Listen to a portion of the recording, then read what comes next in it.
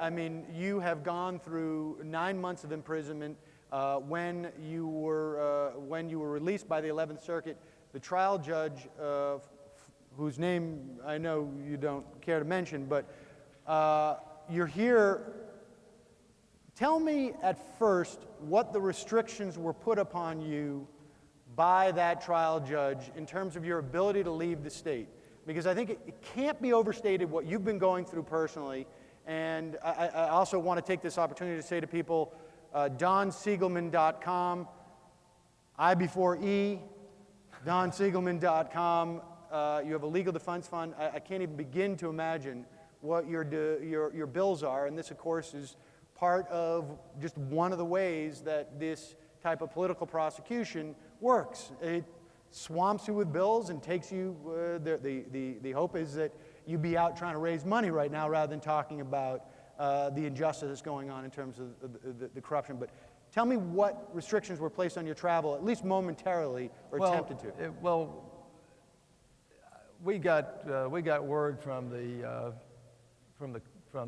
Middle District, from the probation officer in the Middle District who does work for the court, that I was to be treated as a special prisoner. The language that went with that classification was that I was to be treated as if I were a member of the mafia or a potential terrorist. And it required that any travel request be made at least in writing 30 days in advance, and that it had to be pre-approved by the place where I was traveling. So as a potential terrorist, if I wanted to go to Washington, D.C. to petition Congress for a redress of grievances or meet with the press club or anything, or raise money for my legal defense, I would have to get approval from the district court in the District of Columbia before I could travel there. So it basically shut down my ability to travel. And I will say this, that I happened to find that out the day I was on Air America. And Tom Hartman and I talked about this for a good part of the hour that I was on. And it didn't take long before the decision was reversed, and now I'm able to travel again. So I want to again thank Air America and thank all of you for helping me get those travel restrictions lifted. I see we already have questions lining up. Give me a sense, and we'll go to questions in a moment, and if there's anything else you want to add to this, please. What kind of bills are you looking at for your I mean, I understand, I mean, listen, this case, in my mind, your case, is, like you say, the shortest distance to beginning to unravel the massive amounts of corruption that have gone on in our government. I happen to think that corrupting the Department of Justice and using the chief law enforcement agency as a tool to maintain power is indicative of countries that we scoff at in terms of having any sense of rule of law. But for you, it's both an issue of the integrity of our government and your daily life and for what it's affected your family. Well, of course it's affected my family, and I was in federal prison for exactly 9 months.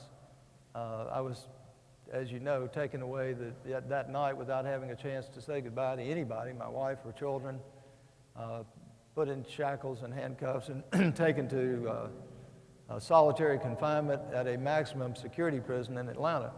The good news is, a year later, Congress is talking about taking action against Karl Rove for not testifying in my case. So it shows you the power of the First Amendment.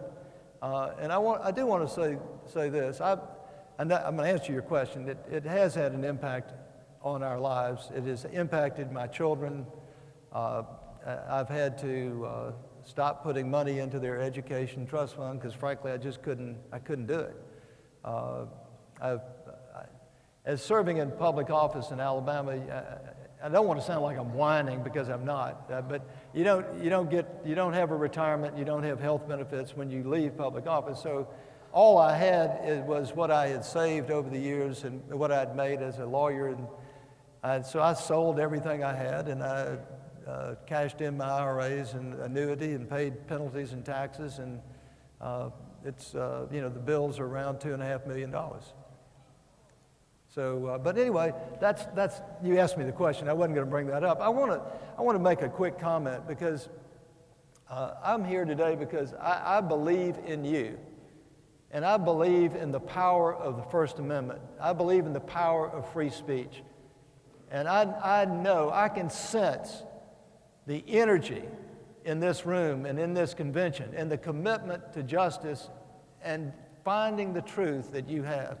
And I'm asking you today, not just for me, but for the preservation of our democracy and in an effort to restore justice, that you go to this contemptforrove.com website and get a message to Congress. Let's get Rove brought before this committee. Let's get him held in contempt. Let's encourage Congress to keep digging for the truth.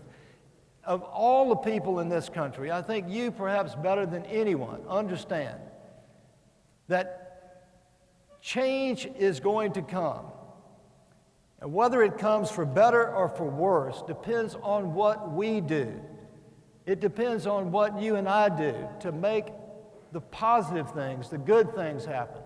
If we do not act, if we do not send letters, if we don't make phone calls or blog or send emails or show up in congressional offices, then the chances are that nothing good will happen. But if we do our job, I believe that the system can and will work.